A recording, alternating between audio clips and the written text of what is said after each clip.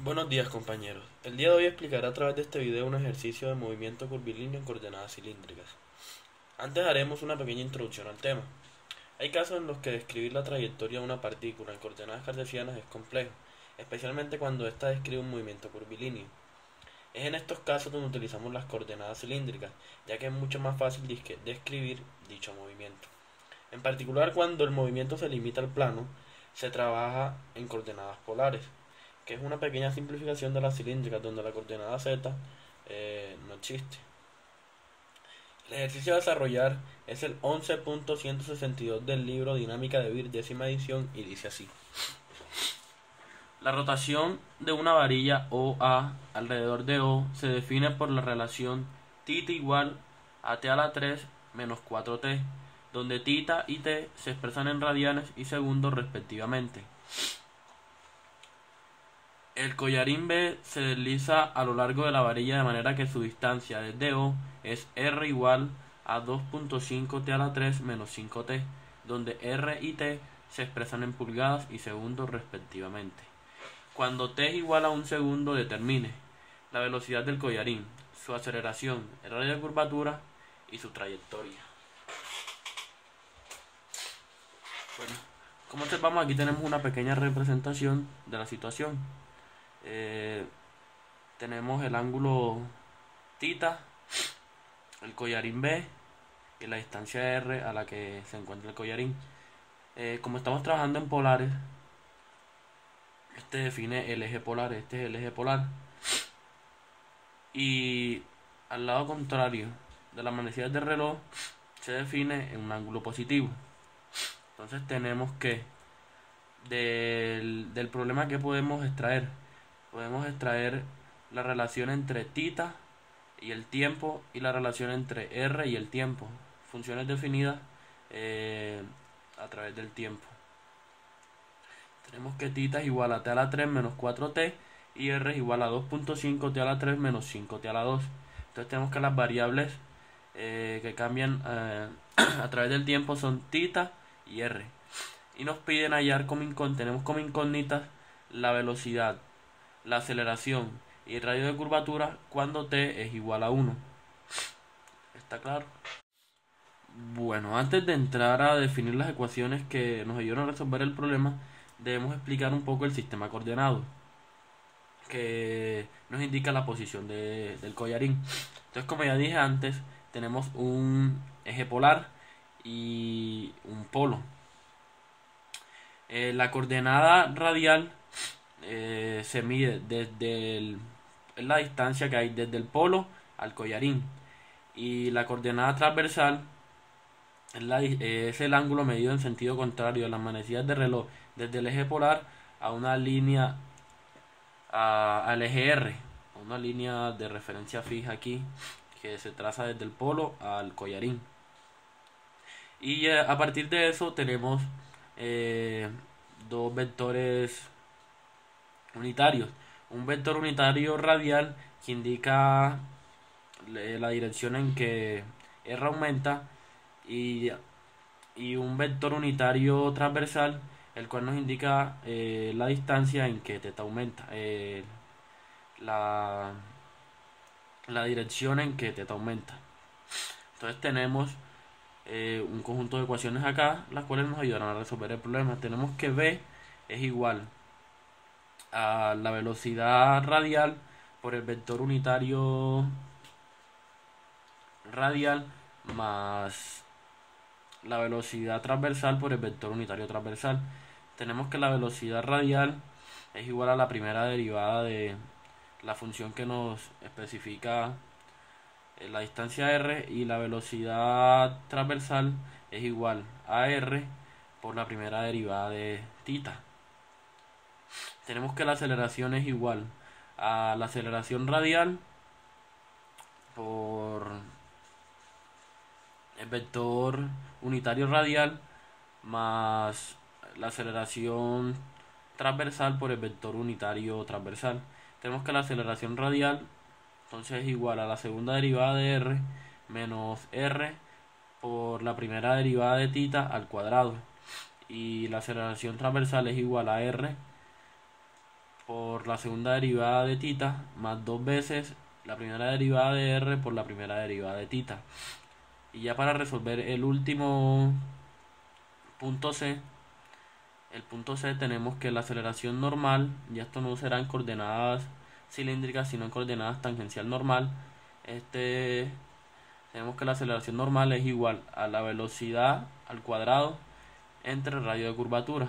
Entonces aquí despejamos el radio de curvatura y ya podemos hallar fácilmente este radio. Entonces nos damos cuenta que para desarrollar el problema necesitamos las derivadas, la primera y segunda derivada de r y de tita. Entonces aquí las tenemos. Tenemos que la primera derivada de r es igual a 7.5 t a la 2 menos 10t. Y la segunda derivada es igual a 15t menos 10. La primera derivada de tita es igual a 3t a la 2 menos 4. Y la segunda derivada es igual a 6t. Ahora, para visualizar bien la situación, dibujamos la posición del collarín en t igual a 1.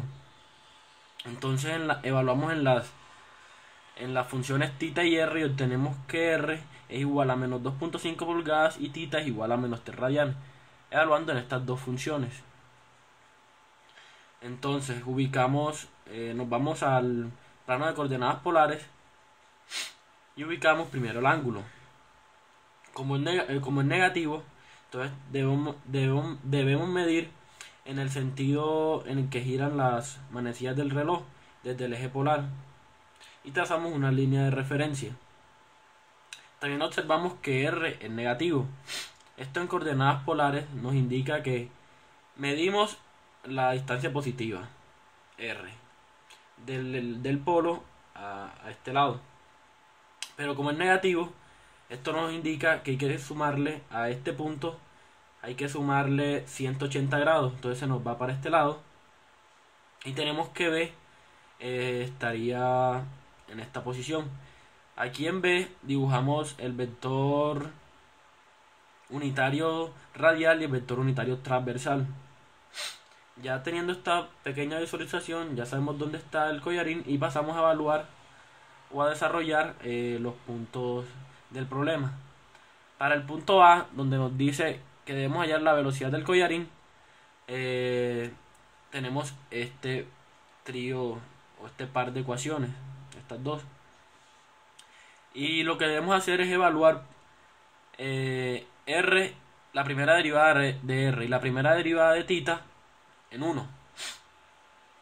Como ya dijimos, la primera derivada 7.5 t a la 2 menos 10t y la de tita 3t a la 2 menos 4. Al evaluar tenemos que la primera derivada de R da menos 2.5 y la primera derivada de tita da menos 1. Tenemos que BR es igual a la primera derivada de R, entonces sería menos 2.5 pulgadas por segundo, la velocidad radial. Y la velocidad transversal es igual a R evaluada en 1 y la primera derivada de tita evaluada en 1 también.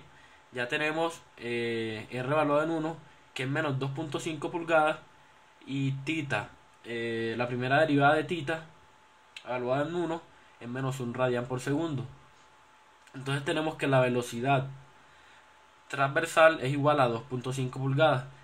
Aquí también tenemos una visualización de los vectores velocidad radial y velocidad transversal. Como la velocidad radial es negativa, entonces iría contrario al vector unitario R, como está acá dibujado. Este ángulo que forman aquí es de 90 grados. Por tanto, para hallar la magnitud es simplemente resolver un triángulo rectángulo, donde la hipotenusa es la velocidad ya general del collarín. Entonces resolvemos el triángulo rectángulo con teorema de Pitágoras y tenemos que la velocidad del collarín es de 3,54 pulgadas por segundo. Y aquí tenemos el vector velocidad definido en sus vectores. Para desarrollar el punto B, donde nos piden la aceleración del collarín en t igual a 1, necesitaremos la primera y segunda derivada de tita y r. Pero como ya la primera derivada de θ y r fueron halladas en el punto anterior, simplemente las ponemos acá, donde la primera derivada de r es igual a menos 2.5 evaluada en 1. Y la primera derivada de θ evaluada en 1 es igual a menos 1. Entonces tenemos que la segunda derivada de θ es igual a 6t. Y la segunda derivada de r es igual a 15t menos 10. Reemplazando aquí t igual a 1, tenemos que 15 menos 10 es igual a 5. Y θ, reemplazando en la segunda derivada, reemplazando t igual a 1, tenemos que es igual a 6. Tenemos que la aceleración radial es igual a la segunda derivada de r menos r por la primera derivada de θ elevado al cuadrado. Reemplazando los valores hallados anteriormente, obtenemos que la aceleración radial es igual a 7.5 pulgadas sobre segundo cuadrado. Y tenemos que la aceleración transversal es igual a r por la segunda derivada de θ más 2 veces la primera derivada de r por la primera derivada de θ. Reemplazando los valores también hallados anteriormente, obtenemos que la aceleración transversal es igual a menos 10 pulgadas sobre segundo cuadrado. El vector aceleración quedó definido entonces de la siguiente forma: 7.5 pulgadas sobre segundo cuadrado en la componente radial y menos 10 pulgadas sobre segundo cuadrado en la componente transversal. Como todos sabemos, la magnitud de un vector es la raíz de la suma de sus componentes elevada al cuadrado. Y desarrollando esto, obtenemos que la aceleración, la magnitud de la aceleración es igual a 12.5 pulgadas sobre segundo. Bueno, ya para terminar, desarrollaremos el punto C. En el punto C nos piden el radio de curvatura de la trayectoria cuando t es igual a 1. Entonces, para esto debemos hacer uso de las componentes normal y tangencial, ya que el radio de curvatura está en función de la aceleración normal, como vemos aquí en esta fórmula. Entonces, primero que debemos hacer, debemos darnos cuenta que la velocidad siempre es tangente a la trayectoria. Y por esta razón podemos sacar un vector unitario tangencial, un vector unitario tangente de la siguiente forma: el vector velocidad entre su magnitud. Y tenemos que el vector b es igual a menos 2.5 pulgadas sobre segundo en la componente radial más 2.5 pulgadas sobre segundo en la componente transversal, y su magnitud es 3,54 pulgadas por segundo. De esta forma tenemos que el unitario tangente es menos 0,71 pulgadas sobre segundo en la componente radial y 0,71 pulgadas sobre segundo en la componente transversal. Para hallar la aceleración tangencial, realizamos el producto punto de la aceleración por el unitario tangente y obtenemos como resultado que la aceleración tangencial es igual a menos 12.374 pulgadas sobre segundo cuadrado. Tenemos que la magnitud del vector de aceleración es igual a la raíz de la aceleración tangencial al cuadrado más la aceleración normal al cuadrado, y esto es igual a 12.5 pulgadas sobre segundo cuadrado, que lo hallamos en el punto anterior. Como ya tenemos la aceleración tangencial, de aquí podemos despejar la aceleración normal y nos queda que la aceleración normal es igual a la raíz de la magnitud de la aceleración al cuadrado menos la aceleración tangencial al cuadrado, y esto nos da como resultado que la aceleración normal es igual a 1,7674 pulgadas sobre segundo.